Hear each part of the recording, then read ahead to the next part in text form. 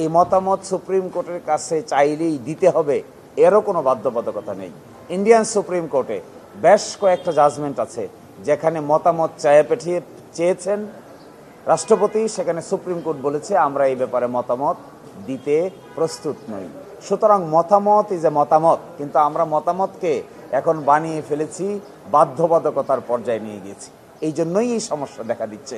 এই জন্য মতামত এই সরকারের মূল বিষয় নয়। এই সরকারের মূল বিষয় জনগণ, এই সরকারের মূল বিষয় সার্বভৌম ক্ষমতা।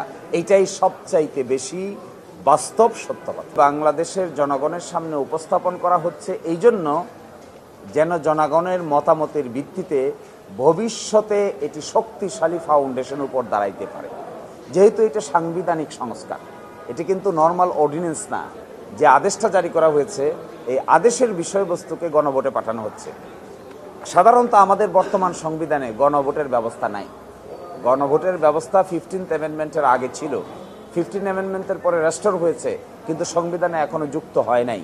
তাহলে দেখবেন এখন যে গণভোটটা আয়োজন করা হচ্ছে, এটি কিসের গণভোট? এইটাও জনগণের সার্বভৌম ক্ষমতা ব্যবহার করে জনগণের মতামত নেওয়ার একটা অ্যারেঞ্জমেন্ট। এইটাই আদেশের শুরুতে বলেছেন যে আমরা সংবিধানে গণভোটের ব্যবস্থা না থাকা সত্ত্বেও, সংবিধানের গণভোট কাকে বলে? সাংবিধানিক গণভোট বলে একটা পার্লামেন্টে বিল হবে, বিলটা আলোচনা হলে গণভোটে যাবে, গণভোটে পাশ হবে, পাশ হলে পরে রাষ্ট্রপতি তাতে মতামত দায়ের করবেন। এটা হলো সাংবিধানিকভাবে প্রসেস। আর এখন যে গণভোটের আয়োজন করা হয়েছে, এটা হলো সংস্কার প্রস্তাবটা গৃহীত হবে কি না, জনগণ কি মনে করে, এইটার পক্ষে বিপক্ষে মতামত চাওয়া হচ্ছে। এটা একটা double balance and check create করা হচ্ছে।